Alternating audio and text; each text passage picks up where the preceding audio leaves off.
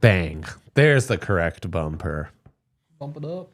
DNVR Draft Pod. That's right, baby. We're doing it, and we're doing it with Big Hank in the house.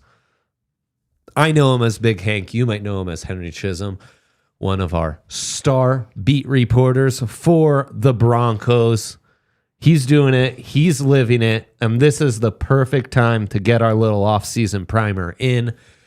Drop us a like. Come one, come all in the Toyota chat. We've already got a good one here on Jalen Walker.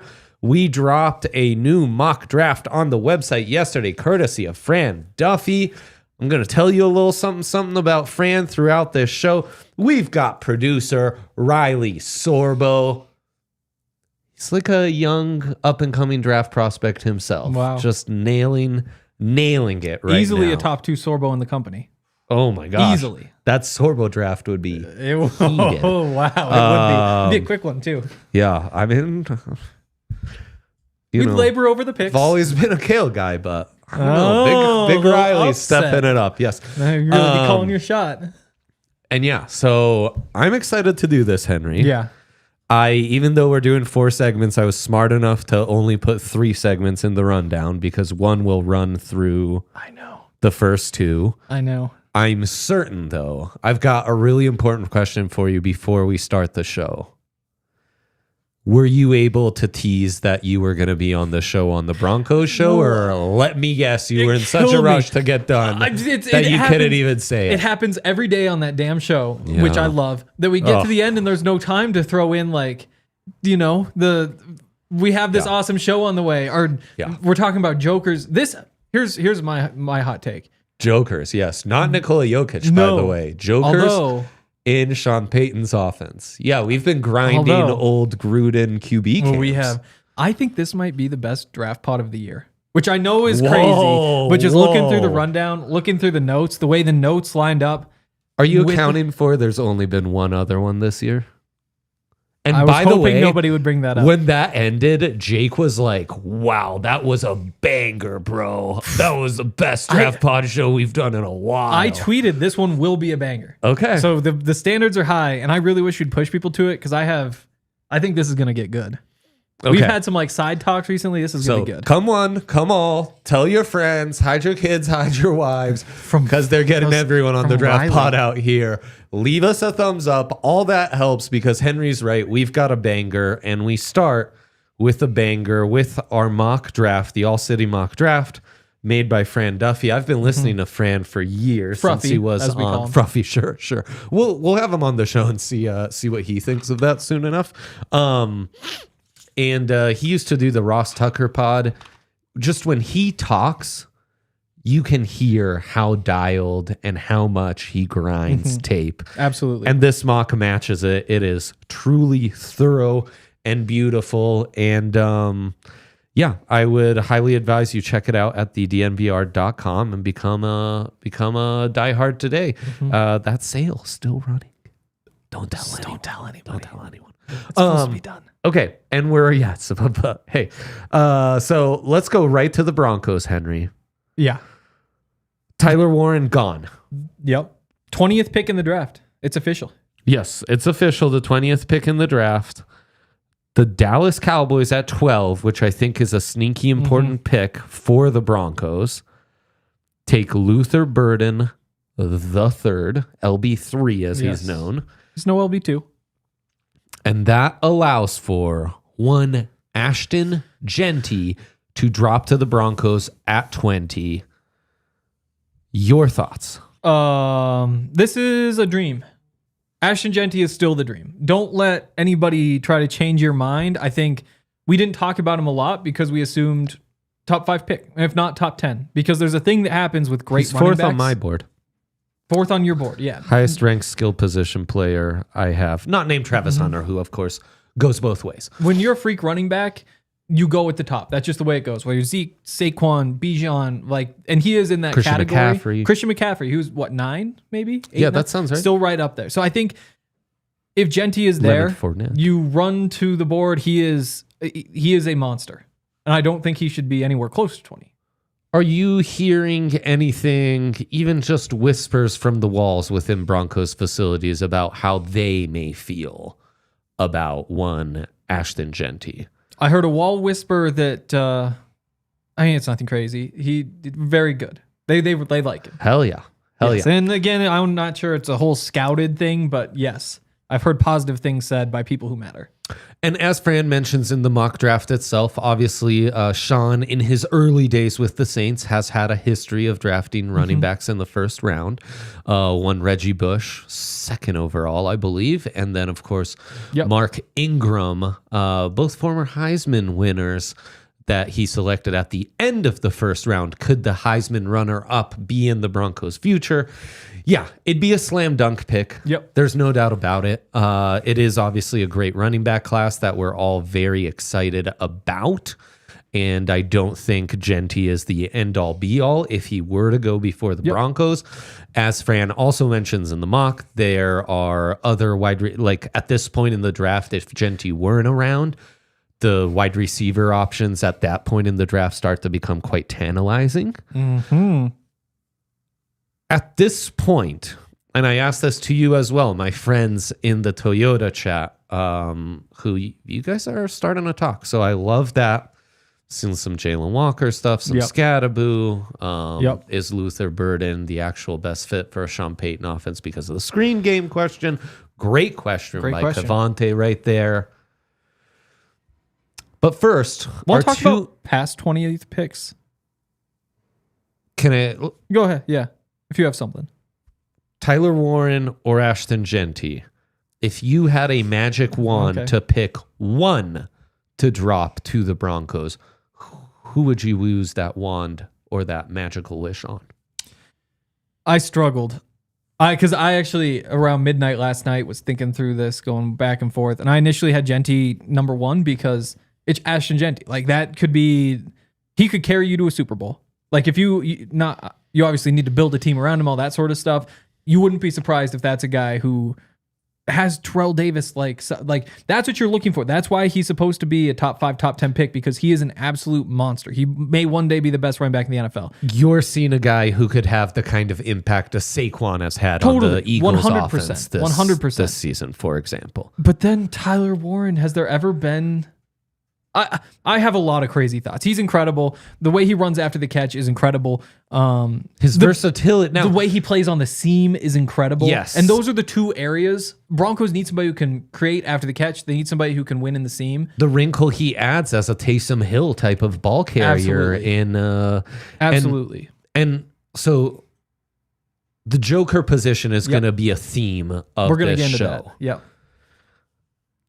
Explain that a second. Okay, so the Joker comes Sean's up a lot. Offense, So Joker, this is a John Gruden term, and he says a Joker is a Joker because you can line him up in any hand. You can play him in all hands. So here's a quote when he was talking about David Johnson, the fabulous running back from a short time ago. You can put him in the I formation. Northern Iowa's own. You can put him in the I formation. You can offset him in the shotgun. You can line him up at wide receiver or the shotgun. He's a complete modern day back. So that's the theory, is that no matter what you're trying to do on offense on any given play, no matter what your personnel is on any given play, there is a use for this player. Again, for a David Johnson, you can line him up. You can run him from under center. You can go to shotgun and he can protect. He can go out. He can run from there. He can catch passes from there. You can flex him out into space and he can beat linebackers one-on-one and hopefully maybe beat safeties one-on-one and create some catches and some run after catch possibilities. So that's what a Joker is. And the two best examples are how they could flex Shockey or Jimmy Graham out wider than the wide receiver. And as you were explaining, that is a tell for the defense. Exactly. Because once that tight end is flexed outside of the wide receiver, they need to play their hand some way, somehow. Yep. Because either it's a linebacker who goes out there, who matches, has so to it's move man, or you bump a corner out and it's zone. It's zone. Exactly. Similarly, Reggie Bush would be flexed out 100%. wide, same as you're explaining with David Johnson. And you could have formations where it looks like 21 personnel, 2 running backs, 1 tight end, 2 wide receivers. But then Reggie Bush is flexed out wider than the wide receiver. And it's the same exact conundrum as Shockey and Jimmy Graham, right? Your defense is prepared for 21 personnel. How will they use that personnel? Are you flexing that backer who had the Reggie Bush responsibility, or is that corner going out wide? Yep. And so actually Sean talked about this yesterday. He was asked if he has a joker on this team and how important it is. And he said, it's not until you don't have them. That's when you realize how important they are. So he goes through and says, having Reggie Bush, I had to convince the owners to draft Reggie Bush because they already had Deuce McAllister, a good running back. And he had to explain the different things that you can do and why they're different players, why they're valuable. Went back, talked about Tiki Barber, Jeremy Shockey when he was coaching for the Giants, Jason Witten when he was with the Cowboys. I didn't really appreciate it at the time, but in that stretch, we went through a stretch of 15 or 16 seasons. This was with the Saints with real high-end offenses that maybe didn't have a receiver get to a Pro Bowl, but other spots did. I think in our league, when you look around, you reference some of the top teams, Travis Kelce. Occasionally they have receivers, but that's kind of the focal point. Maybe you remember a receiver, ends it by saying that inner triangle of attacking a defense is really important. And he's mentioned that a couple times, and he hasn't really explained it, but he brought up in October the triangle inside the runner and the tight end. So I think it's the triangle either going to the safeties or going backwards in the backfield. I don't know, but that's how he's thinking about it. This was actually something I wanted to talk to you off air. Could be in reverse. That's interesting. Lots of comments coming in the Toyota chat. Thank you all. Leave us a thumbs up. Lots to get into. So my question, if answered from that Joker perspective, well, while Jeanty is higher on my board, Warren brings you much more Joker ability. That's not to say I don't think Jeanty has 3 down value, because already shows some nice pass pro reps, and he has caught a decent amount of balls. He's not Reggie Bush by any means. But I think a guy who can be a valuable, dump off safety net, similar to what we've seen from P. Ryan and Javonte Williams, both going over 50 receptions in back-to-back seasons in Sean's offense. So that's all the color this. We have some questions or comments. One is Ashton Jeanty is a pipe dream. Yep. Well, we should say it's not just Fran Duffy who has a mock Dane here. Brugler of The Athletic also had that. And again, it's why I've said 12 is that sweet spot, because if he does get passed on, then he does become by the Cowboys. Then he does become a possibility. Yes, Coach Smith. Savion Williams is a great name. We'll be getting into guys like that fit the Joker position more. Mario talks about the Joker position has to block.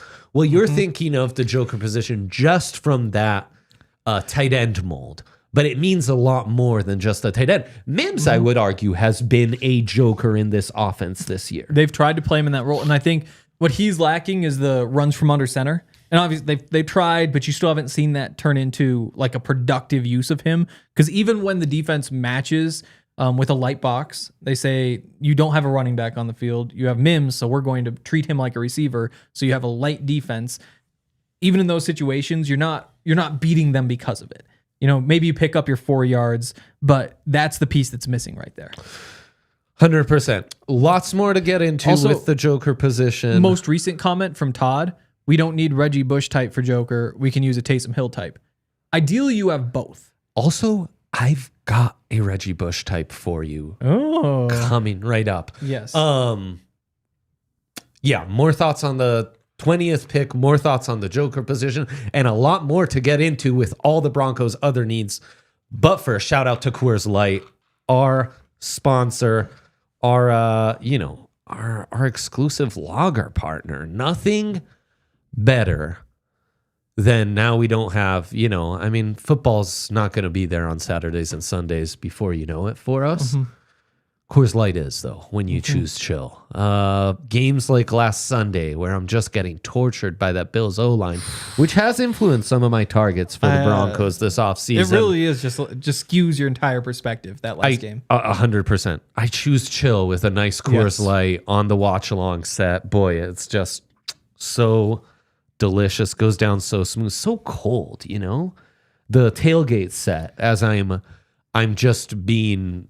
destroyed from the insides with those hot wings we took. Coors Light was there to literally chill me out. Yes. Coors Light, man, no matter the occasion, you can always choose chill with their beautiful lager, Colorado through and through, cold filtered. It's cold as the Rockies. And when you choose chill this winter, go and reach for a Coors Light. We might be hunkered down a little bit. Choose Coors Light. Get Coors Light delivered straight to your door. Visit CoorsLight.com/DMVR, or you can find it pretty much anywhere that sells beer. Celebrate responsibly. Coors Brewing Company, Golden, Colorado, and of course, Henry. It's that time of the year. All sorts of football playoffs, college, you name it. Bet365, always there as a betting partner for you. The only place you can use our code DMVR365 right there below us. Use that QR code. Find the link in the description. Get in on all the fun. They are an official betting partner of the Colorado Avalanche and the Denver Nuggets.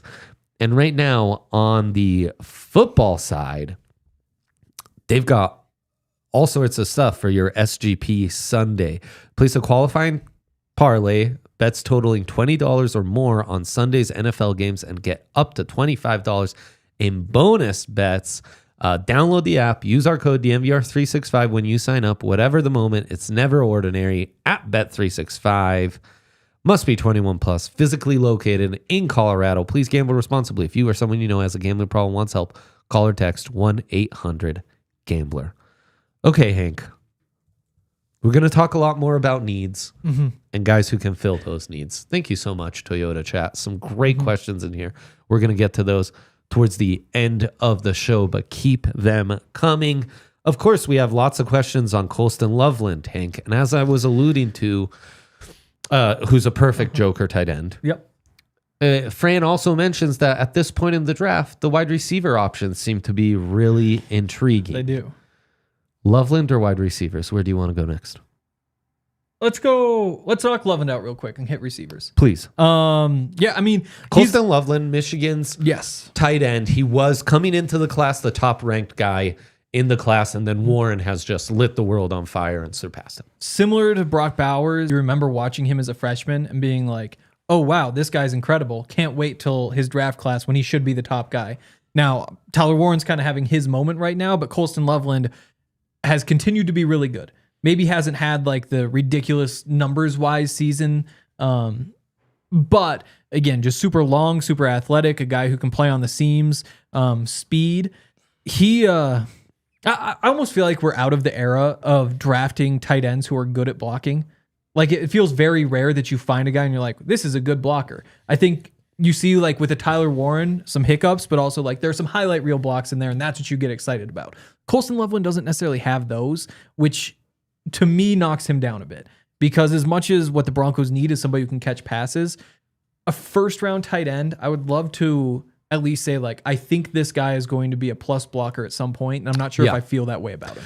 No, I think that's right. No, he has that Harbaugh pedigree and that Michigan offense pedigree, and he has the size, right? Just need to fill out, get wider. And he's only like 21. He does.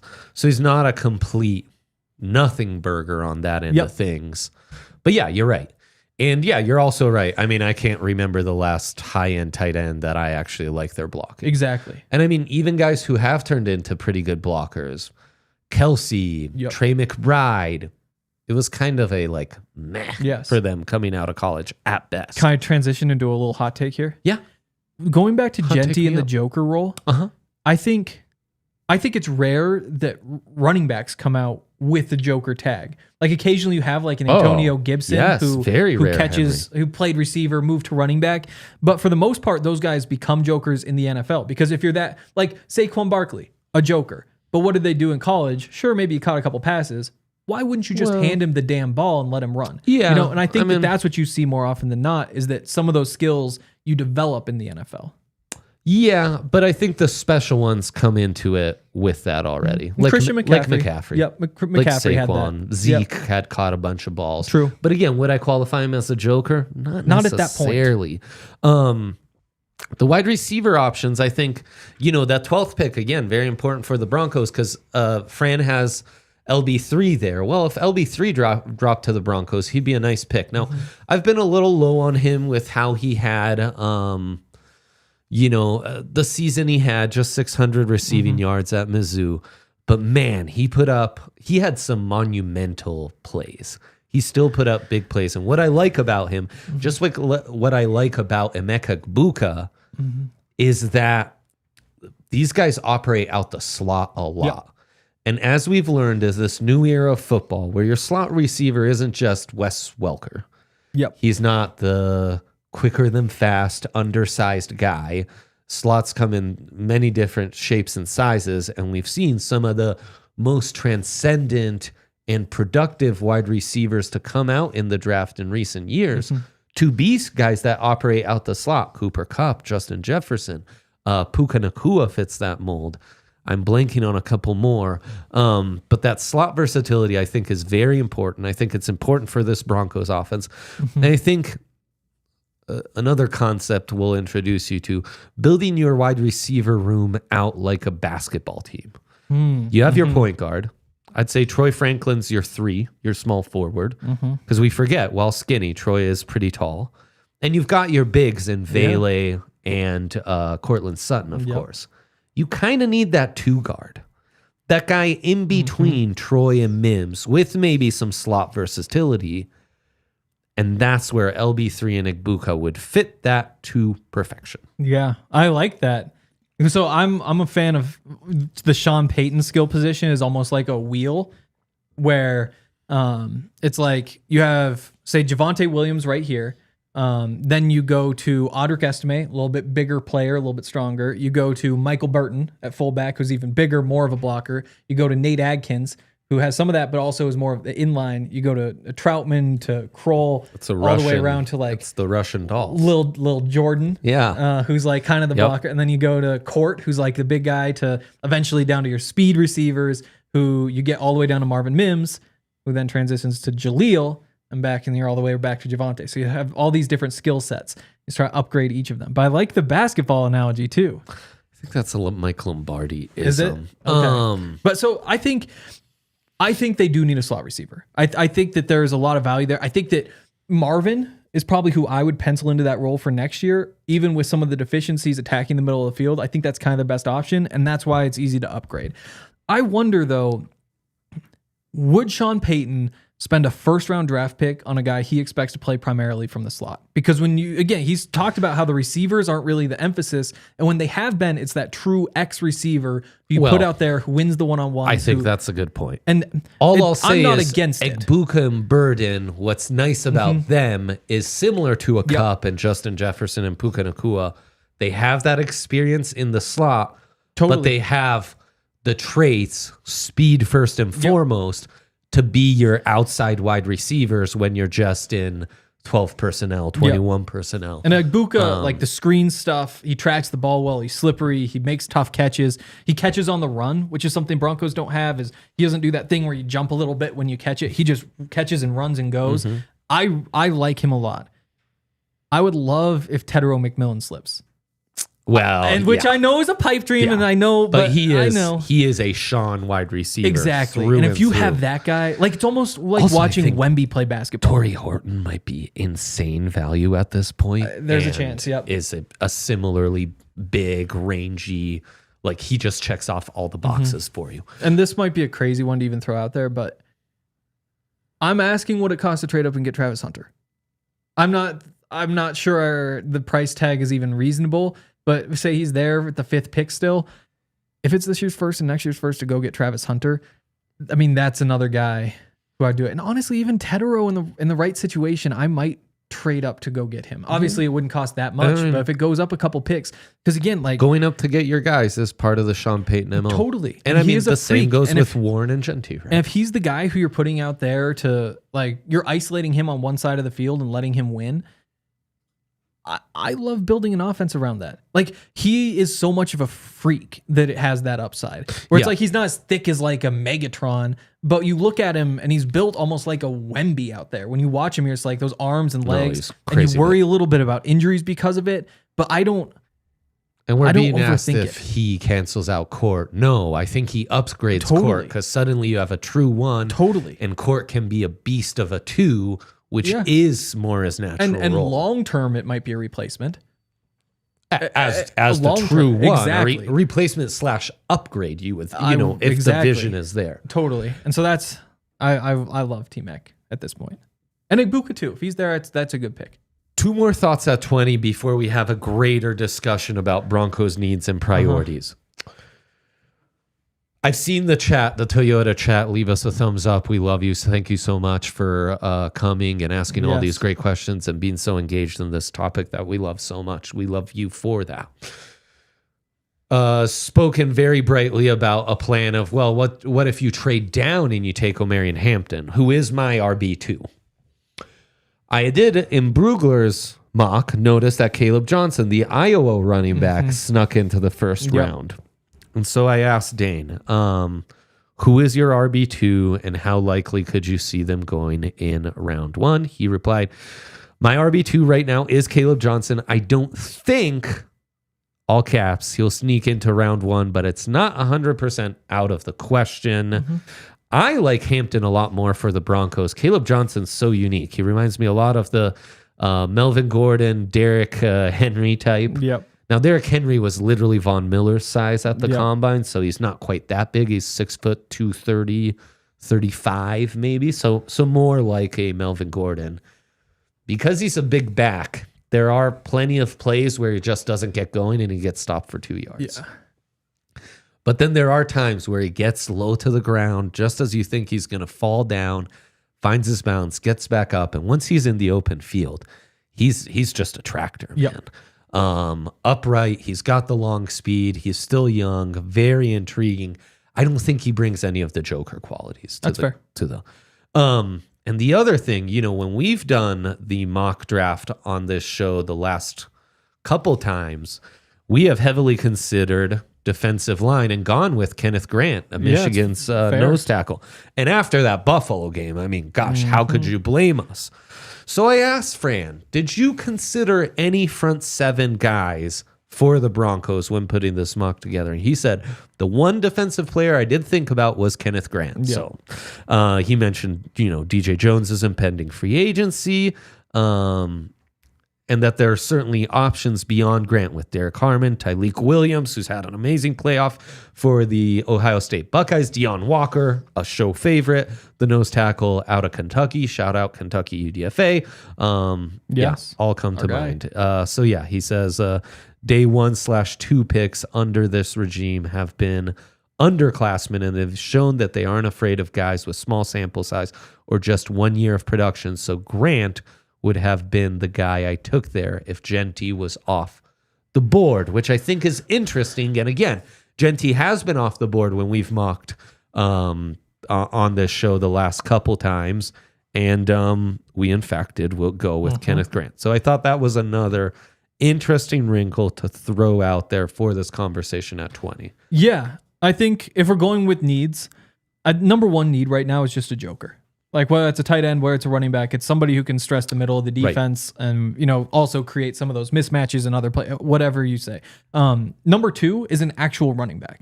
Even if you find a Joker, you still want somebody who can just plug between the tackles. Yeah. Which is why 1,000-yard runner, some way, somehow. Totally. And I think this is a 2 running back offseason, one way or the other. 100%. Maybe it's Aaron Jones in free agency who can do some of those Joker things. Maybe it's Najee in free agency who can do some of those Joker things, James also has like the 2 down actual running back stuff. James Conner. Dowdle. Yep. And I think even if you add one of those guys, even if you spend more on a running back in free agency than anybody else, I don't think a top 100 running back is out of play.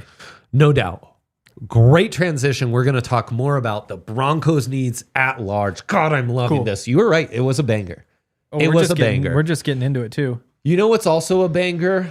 That's right, Riley. Look at Riley dialed in. Is when you take your Toyota out to the mountains and explore Colorado. You're not banging it into trees. Whoa, Henry. Okay, I just want to know what's banging. I mean, who knows, though? In the right road trip, camping, you never know what could happen, right? Toyota would be there for you. They have all sorts of amazing 4-wheel and all-wheel options. They are perfect for the Coloradoan in you to just get lost into the mountains. They're a perfect family car. All sorts of great SUVs and trucks. SUVs are part of the fabric of Toyota, like RAV4. And, of course, I'm sure you heard Henry pop the tire the Buffs guys did on their way back from Boulder yesterday, and they just called the Toyota line, and Toyota took good care of them. I mean, that's Toyota for you. No matter what, safety, comfort, peace of mind, they're always there for you. Visit your Front Range Toyota stores at a location near you. AutoNation Toyota, Arapahoe and Centennial, Corwin Toyota in Boulder, Groove Toyota in Littleton, Mountain States Toyota in Denver, Stevenson Toyota East in Aurora, and Stevenson Toyota West in Lakewood. Toyota, the official automotive partner of the NFL and the official vehicle of the MVR. Let's go places. And then a quick shout out to ourselves, of course. DMVR events, come to the DMVR bar, the Mecca. We were here last Sunday and it was electric, Henry, while it was disappointing.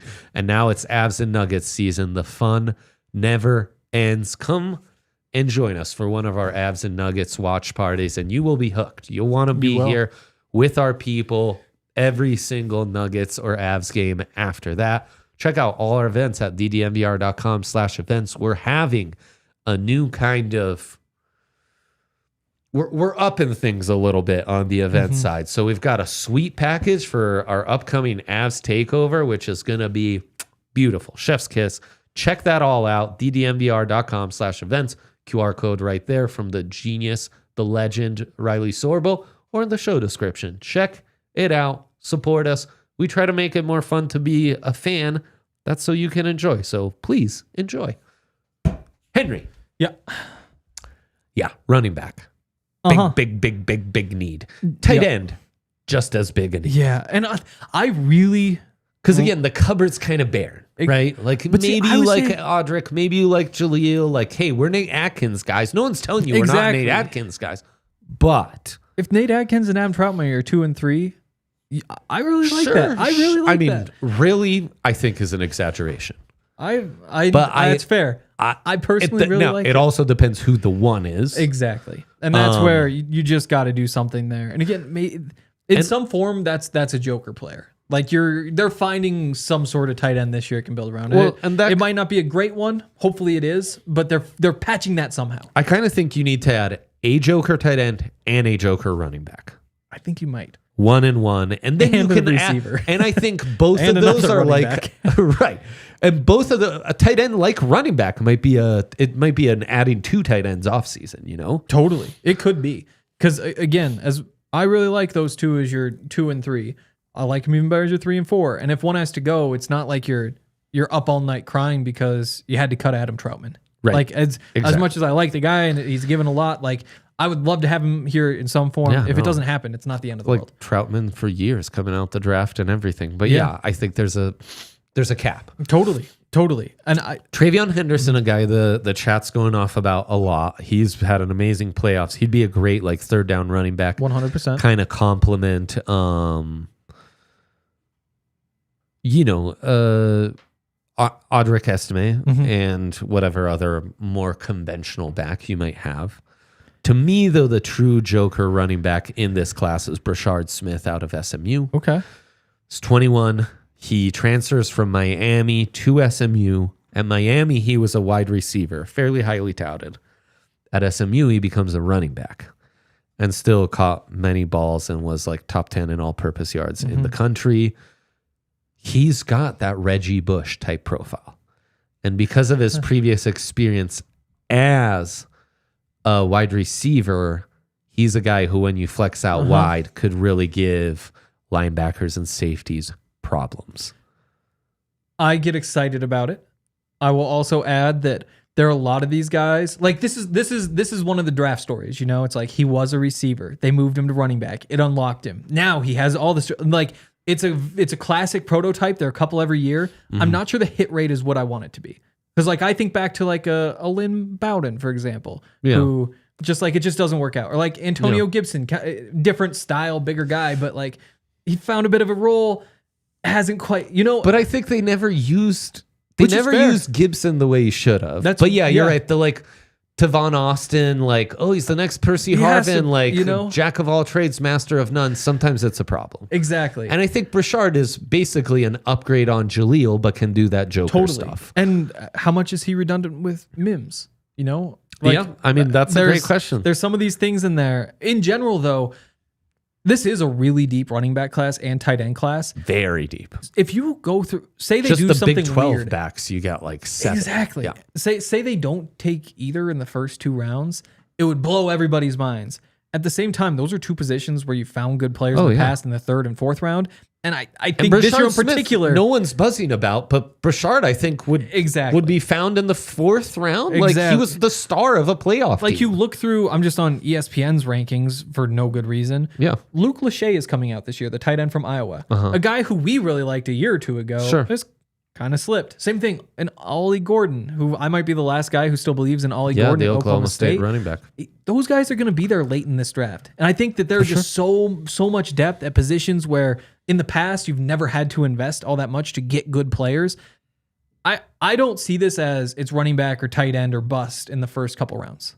No, not with the depth you have in that class. And same goes Oscar with Delp, wide Terrence receiver. Ferguson, Gunnar Helm. Like the tight end class is ridiculous. Delp coming back. Is he?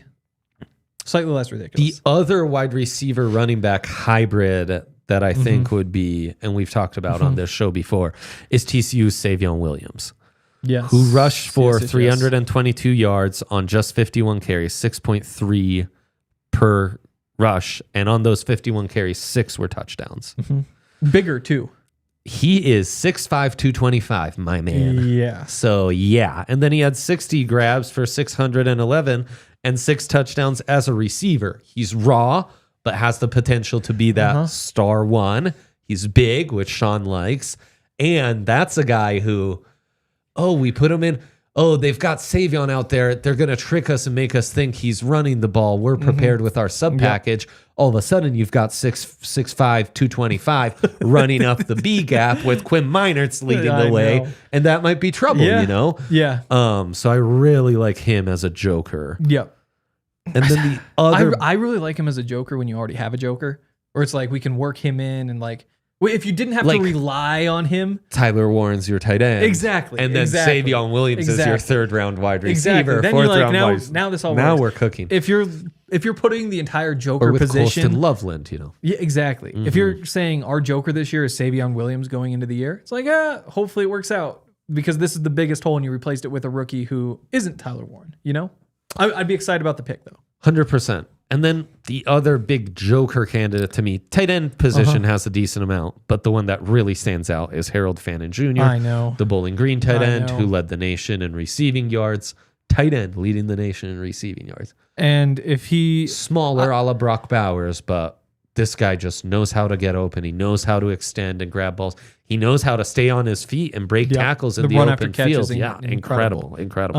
And I know that this is not where the league has gotten. Sean always talks about the NFL train. It's like everybody believes this thing and you got to pay attention to it, but also you don't buy in because a lot of the time they're just wrong.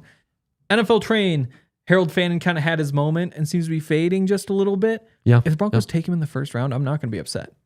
And I get that the value probably is especially as a trade down, but I think he trade down second round might be available in the 2nd round. I agree. And, maybe even the 3rd.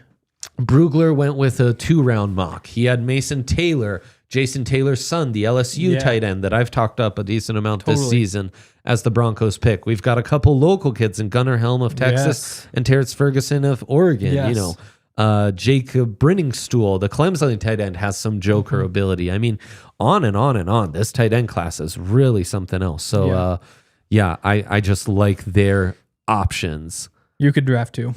Yes, 100%. Yeah, especially not great free agent options. Jasicki, not many others. But yeah, a lot of options in 5th round tight ends are generally a pretty good value. It's 100%. I will throw out there Isaiah Bond, I think could be really intriguing as a Joker type. I know.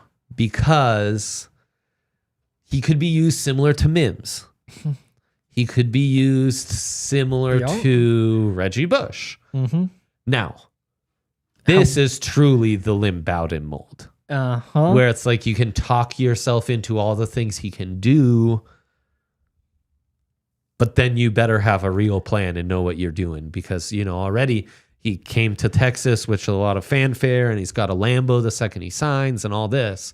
Kind of a disappointing year. Yes. Matthew Golden, their star wide receiver, has surpassed him in many draft rankings. So maybe Bond's a great opportunity in the second, but again, you better have a plan, or he's just another Tavon Austin. And Bond, to me, and honestly, Luther Burden a little bit in some ways, do you already have it at home in Marvin Mims? And Burden, again, a tier above, that probably isn't up. But when you have Marvin Mims, you have Troy Franklin, is another 21-year-old speed guy, exactly what you need. And I think Bond in particular, especially when you've been moving Marvin into the backfield, especially when you have Troy already. Do you already have that guy? I think it's a legitimate question. And I would tend to say yes.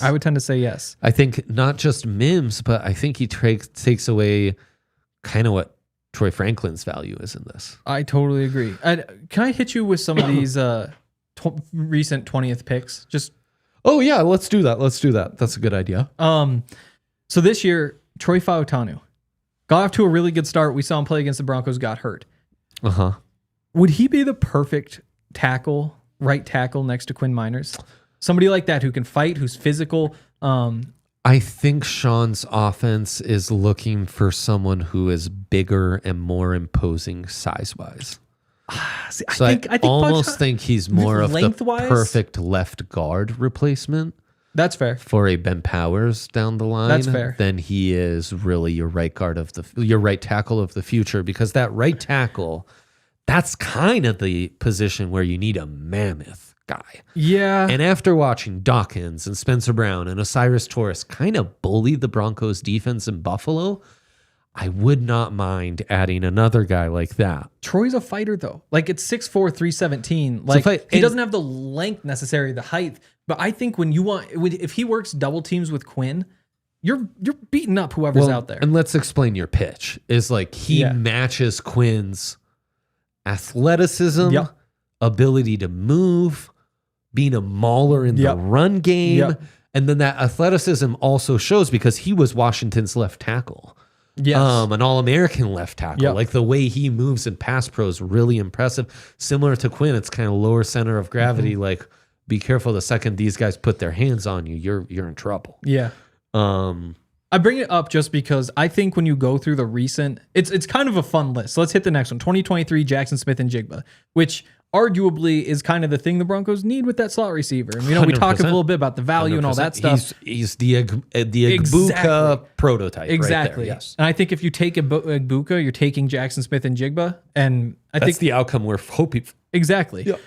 Before that, 2022 Kenny Pickett. Thank God you don't need a quarterback. Yep. Before that, Kadarius Toney. Essentially, again, kind of fits the role. Hasn't worked out. He's like a worse Marvin Mims. That's the Isaiah Bond warning. Exactly. It's like, be weary of Isaiah Bond. If you didn't have Marvin Mims, a guy like that would be incredibly tempting. And it's still kind of tempting even with Marvin. So I thought that was fun. Kale Von Chassen, good edge rushers typically are gone before 20, and maybe that's why there are some hiccups. Moving along, though, Noah Fant was the year before, which we talked about before. I brought this up. Everybody going into last week really scared of the tight ends for the Bills. And as you probably should be, they're good players. Noah Fant's career high in receiving yards, exact same as Dalton Kincaid's, and Dawson Knox has never hit that number. Like, just kind of fun stat thinking back. You don't remember things going as well as maybe they did. It goes to, when you're drafting a tight end top 20, you are expecting a top 5 guy at the position. Exactly. Yeah. And those guys more well-rounded, potential, all that sort of stuff. 2018, Frank Ragnow, who, if there was a Frank Ragnow on the board at 20, that would be very tempting. Like, if you could add that guy to this offensive line, all of a sudden that front five is pretty incredible. So you don't have a superstar center prospect. Yep. But I could see LSU's left tackle Will Campbell dropping 220. I don't know. I mean, Fran has him 8th overall. Other mocks do have him dropping a little more. His size will be questioned. I think he would be a good move to center. I think Jonah Savinea, the Arizona offensive tackle, who's kind of played all over, who Fran has 25th overall to the Texans and list as a guard, could be very intriguing and would have, he's very Mike Iupati-esque. He would have the size and the road grader ability to really upgrade your line in a sense. And maybe, you find a center in a year and he could be moved to left tackle in a couple years. Yep. Or he could be groomed to be your right tackle of the future. I don't hate it. It's not something we talk about a lot, but I don't hate it. And then 2017, 20th pick, the Broncos had it. Garrett Bowles. I mean, to find a franchise left tackle. Where would he rank among like this year's draft class? I know I'm not asking you to dig deep, but when you look at like this year's tackle class,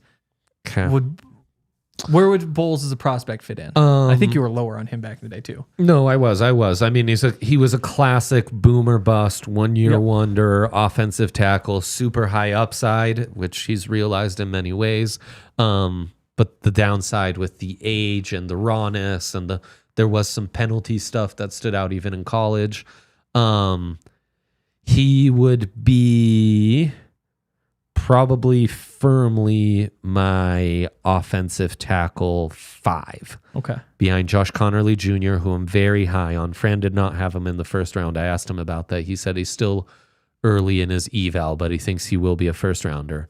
He'd be below Kevin Banks and Will Campbell, who might not even stick at tackle, but are safer prospects. Okay. And then he would be behind, but similar to Josh Simmons, who's the Ohio State left tackle. Simmons checks off all the boxes, came from San Diego State, really shined early on at Ohio State, then got injured and has missed the second half of the season. Cool.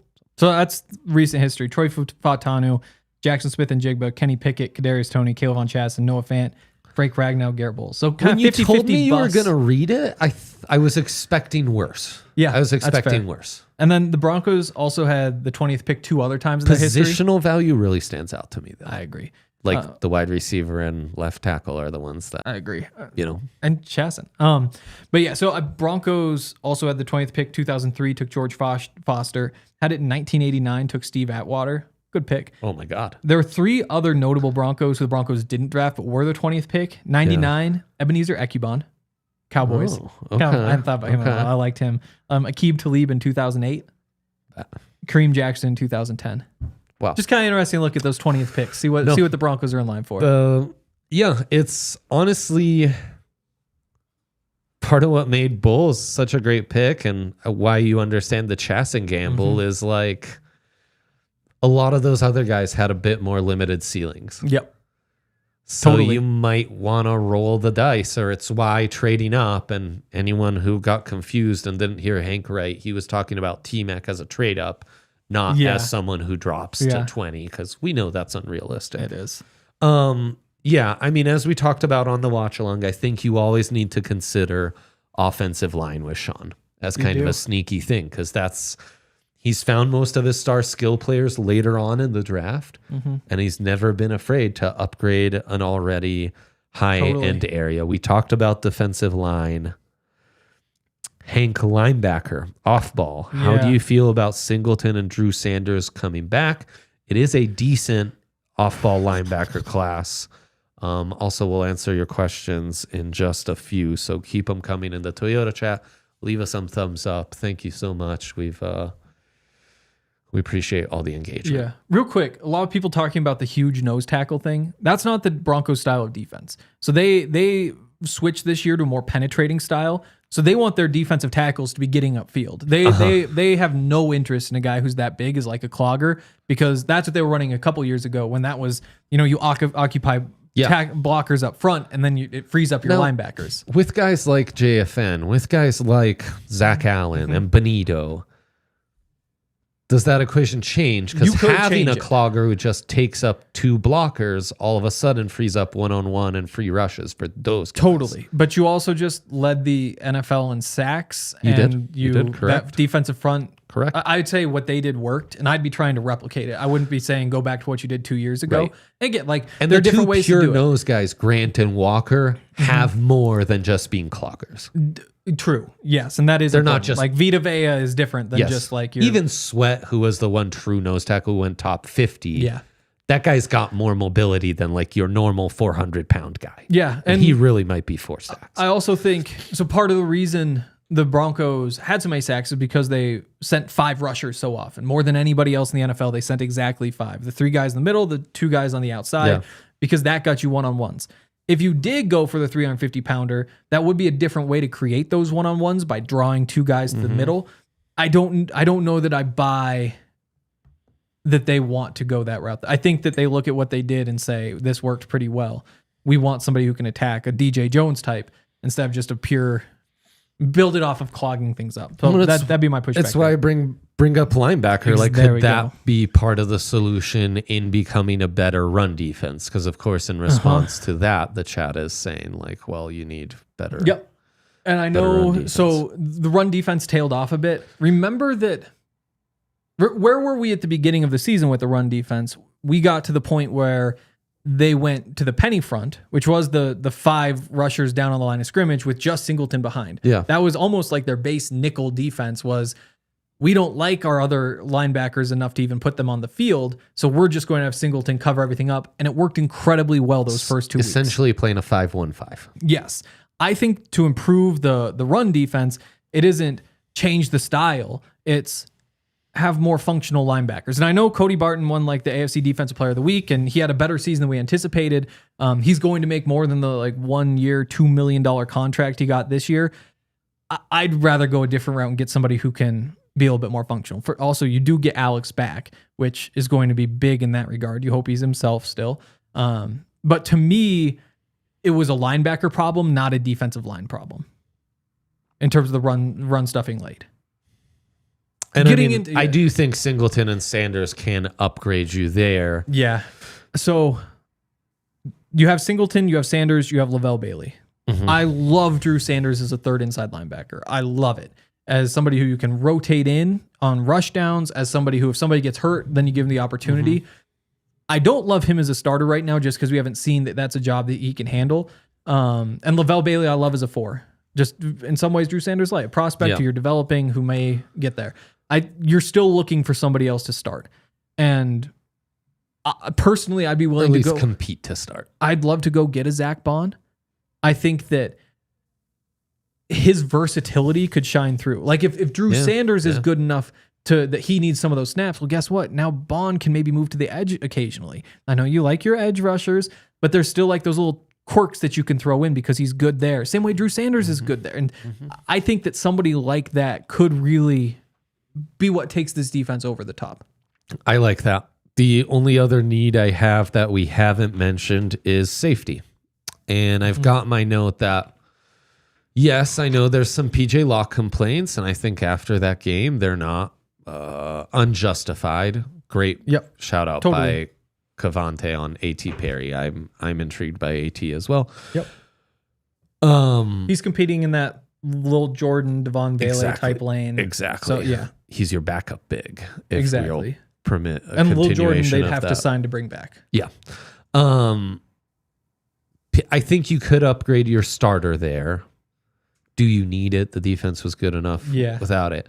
What I think has been exposed this season at safety and the last couple seasons is, while you might have concerns with PJ as the starter, the concerns are much greater when you're talking about the backups. Yes. So even if maybe your starter safety, we could debate need, not need, whatever, I think safety depth definitely does have to be put on the need list. Yeah, I think after you get through receiver, linebacker, tight end, and running back, that's where you're talking about upgrading a position you already have. It's not like we have this hole on our roster. It's, is PJ Locke good enough? Is Luke Wattenberg good enough? You're probably happy with your corners. But eventually, is that good enough? And I think maybe those are the two that you go to is, do we want to upgrade center? Do we want to upgrade safety?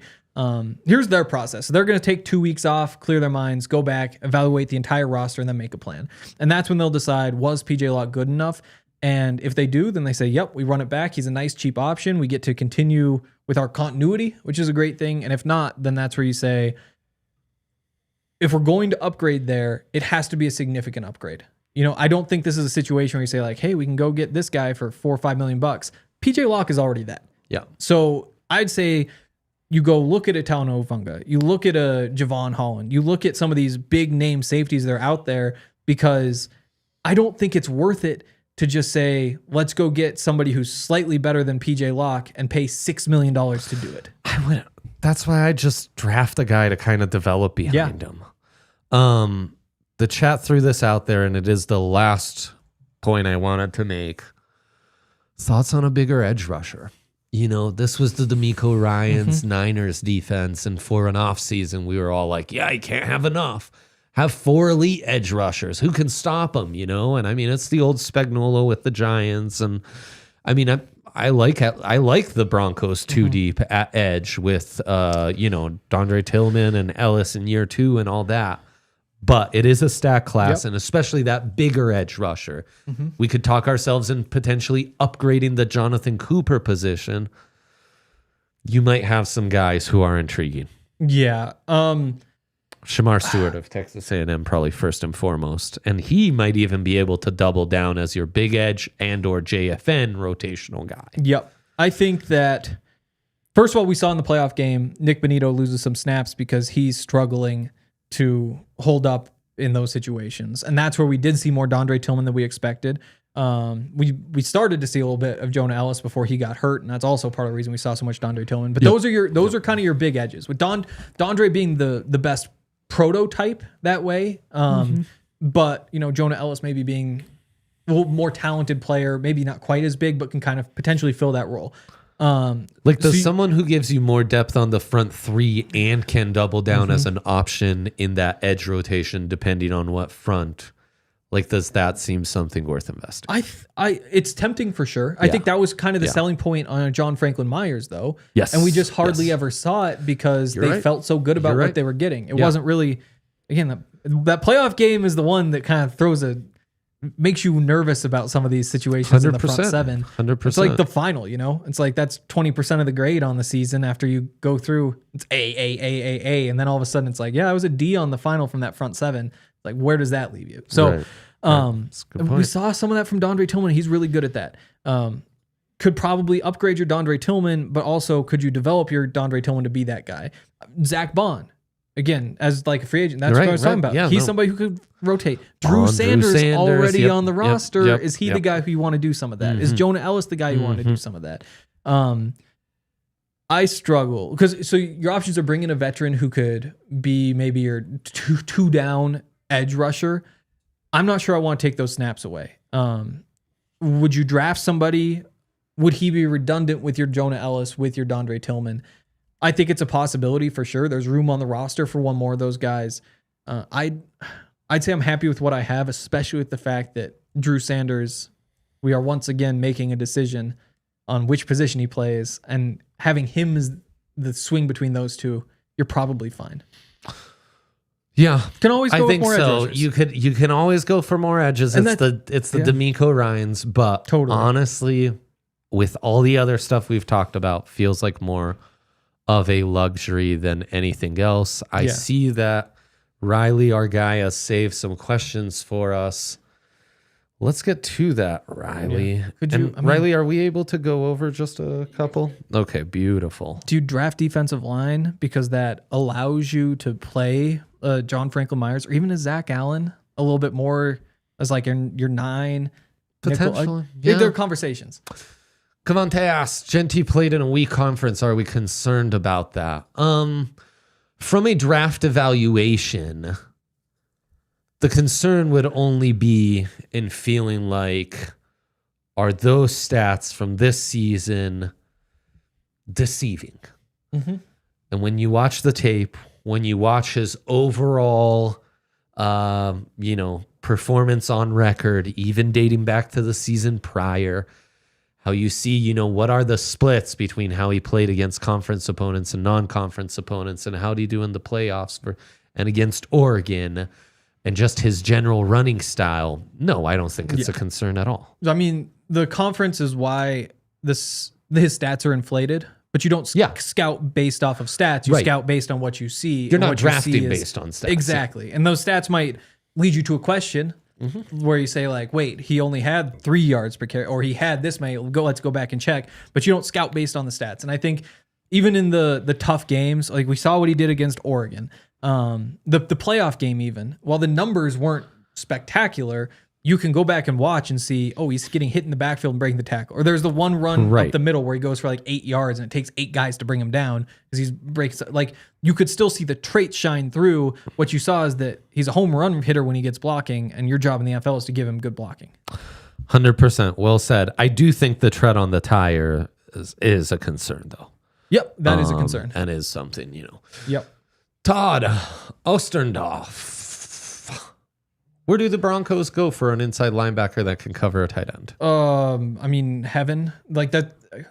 Those guys hardly exist, I think, is the first thing. You take them in round 1. Exactly. Jihad Campbell could be available at 20 as a Bama linebacker. If you want to go sign a Dre Greenlaw, like he's Jalen Walker went 8th in, Dre Greenlaw, exactly. Jalen Walker, his comp is Dre Greenlaw. If he dropped from 8th with where Fran had a mock to like 20, he would be an option. I think he also is the Drew Sanders mold. All but 4 teams in the NFL are looking for a linebacker who can cover tight ends. And I think that's the part that sometimes you have to address, is that there aren't a lot of those guys who just exist, who are also functional in other ways. Like you can get the converted safety. But most 100%. Teams struggle covering tight ends. 100%. Yeah. Let's keep them coming in the Toyota chat. We've got Kung Tao asking, can we get another safety? PJ is not a starter. Tulfano or Holland? A lot of depth in the class. Again, Hufunga, Holland, Justin Reed, Justin Simmons, Jeremy Chin, Julian Blackman, Quandre Diggs, Trayvon Buda Baker. I mean, there are some decent players there. You get to the bottom half of that list, though, and, how much better is Quandre Diggs than PJ Locke? I'm not sure he's better at all. Right. So there's only a couple of those guys you go after. If Buda Baker had hit the market instead of being extended, then that's a real big conversation. But to me, it's Ufunga, it's Javon Holland, and that's probably it. Unless you really like Jeremy Chin. But again, I'm not convinced that's a huge upgrade over PJ anyway. No. And so you look at the But draft. maybe that's a depth upgrade. Yeah. And Anthony there asking, what's better, late in the draft or free agency? For depth, probably later in the draft. For a starter upgrade, probably free agency. What position is that? Safety. Yeah. Yeah, I agree. Cavante asking, what do you think it would take to trade up for Warren or Jeanty? So it seems like 12 the Cowboys and 14 the Colts are the hot spots for, Jeanty at 12, Warren at 14. What do you think that cost, Hank? I would go back to the Noah Fant trade. So the Broncos went 10 to 20, Steelers went 20 to 10. That would be a decent example off the top of my head. I would also say, and what the Broncos got an extra second rounder out of that. That's what they got. Yeah. From what I can remember. Okay. Yeah. There might have been a swap of like fifths or something. I also think Tyler Warren, I'd be willing to bet that his stock is the highest right now that it will ever be. I think because even 3 weeks ago he wasn't talked about like this. It was still Colston Loveland was tight end 1 3 weeks ago, and again he earned a lot of that, and it was close. But now it's Tyler Warren. You gotta get Tyler Warren. Part of that's because he's played really well in big games, but also everybody's watching on TV, which makes it easy for the mock drafts. Put him up. If anything, I think he slides before the draft, and so with the price now to get up to 13 might not be as bad as the price to get up to 17. Basically a second and maybe a little extra something. Okay. And honestly, I just like the depth of this class enough to where I agree. And I'm a draft guy, so I would always just play the board for the most part and trade. While down. The public is high on Tyler Warren right now because they're seeing him for the first time and he's a monster. Right. We are low because especially you have been. Well, I know there's lots of guys. Exactly. Right, so there's that. Yeah. Shalom, man. Thoughts on taking O'Marion Hampton, Ryan Run, and Mason Taylor round 2. Love me O'Marion Hampton. Would try to see if we can trade down. We've talked about the Joe Mixon comp. And Mason Taylor to me is a true in-leg guy who reminds me a lot of Trey McBride. So I would be able to sell that, no doubt. And I think both are reasonable value. Like I don't think Hampton's a reach at 20, and I don't think Taylor's a reach in the low 50s. I think with Hampton, maybe there's some positional value conversation at 20. I think Jeanty is just such a mold breaker that, the first round you do it. That would be the one thing in my mind. I might prefer the third round, whoever that may be, but it's not a bad plan. No doubt. Yeah. Cavante gets it. Life feels so good right now that we can do this kind of pod and not have to talk about quarterback I couldn't once. Talk about quarterbacks. No kidding. It's amazing. And Conga Hydra gets it. Again. That Torrey Horton would be really interesting value later. Yeah, man. The guy returned kicks. Really astute at getting open, and then he's got the long speed and the size. So I think he's being slept on. What's his injury situation? Is he healthy? I'm assuming he's healthy by now, but you're putting me on the spot, and I couldn't say off the top. I'm curious 40 time and all that stuff because it might be spectacular. Toyota chat, thank you so much. Henry, thank you so much. Thank you so much, Dre. Leave us a thumbs up on the way out. Riley Sorbo, superstar. So true. Up, this guy. Thank you so much. We'll be back next week with more fun. We'll have Fran on soon enough. Jake, Justin, the whole crew. It's draft season, baby. So thank you. We love you, and we'll talk again next week. Bye. We all silly like the mayor.